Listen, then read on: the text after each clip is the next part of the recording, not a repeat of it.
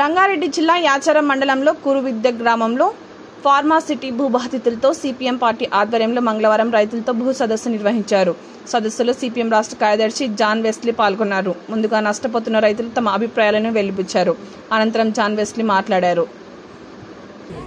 వాళ్ళని రికార్డు నుంచి తొలగించి భూమిని ఆక్రమించుకునేటటువంటి ప్రయత్నం ప్రభుత్వం చేస్తుంది. దీన్ని సిపిఎం పార్టీ తీవ్రంగా వ్యతిరేకిస్తుంది. వాళ్ళ భూములు వాళ్ళకే ఉండేటట్టుగా ప్రభుత్వం చర్యలు తీసుకోవాలని చెప్పి డిమాండ్ చేస్తున్నాం. అలాగే తక్కువ ధరకి ఎకరకు 8 లక్షలు 16 లక్షలు అట్లాగే 100 గజాలు ఇంటి స్థలం ఇస్తామని ఉద్యోగం ఇస్తామని మోసపూరితమైన పద్ధతుల్లో దాదాపు రైతులతో 1000 ఎకరాల భూములంతా కూడా తీసుకున్నారు. ఈ రైతులంతా కూడా ఇప్పుడు మార్కెట్ ధరకు అనుగుణంగా ఆ భూమికి రేటు ఇవ్వాలని, అట్లాగే ఎకరకు 800 గజాలు చొప్పున స్థలం ఇవ్వాలని ఆ డిమాండ్స్ మీద కలెక్టర్ దగ్గరికి పెద్ద ఎత్తున ఆందోళన కార్యక్రమాన్ని పూనుకోవడం అనేటువంటి జరుగుతుంది. రెండోది. మూడోది, ఇప్పుడు పోర్ట్ సిటీ పేరుతో దాదాపు 1,80,000 ఎకరాల భూమిని 7 మండలాల్లో దాదాపు 70 గ్రామాల్లో ఈ భూములంతా కూడా ఆక్రమించుకోవడానికి రైతులు ఇవ్వకుండానే, ఇంకా రైతులతో చర్చ జరగకుండానే, వాళ్ళ సమావేశాలు కూడా గ్రామాల్లో జరగకుండానే ఆ భూములంతా కూడా తమ ఆధీనంలోకి వచ్చినట్టుగా దాన్ని డెవలప్ అవుతున్నట్టుగా ముఖ్యమంత్రి మాట్లాడుతున్నాడు.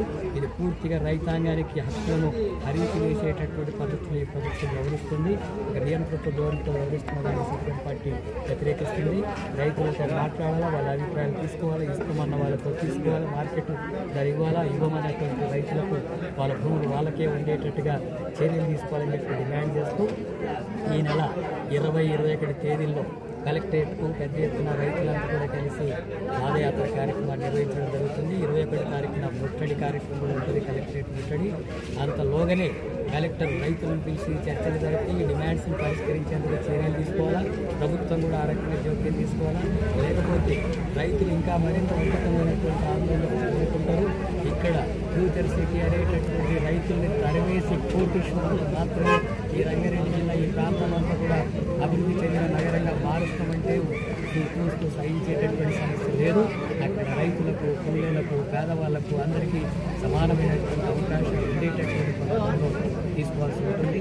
అందుకని సిపిఎం పార్టీ ఈ శ్రామిక వర్గాల తరఫున రైతుల పక్షాన పోరాటాన్ని కొనసాగించాలని చెప్పి నిర్ణయించింది. ప్రభుత్వం ఇప్పటికైనా చర్చలు జరిపి సమస్యను పరిష్కరించాలా, లేకపోతే ఈ ఉద్యమం ఉధృతమవుతుంది. మొండిగా ప్రభుత్వం వ్యవహరిస్తే, రైతులకు వ్యతిరేకంగా వ్యవహరిస్తే ఆ ప్రభుత్వాలే గల్లంత అయిపోతాయని చెప్పి కూడా హెచ్చరిస్తుంది.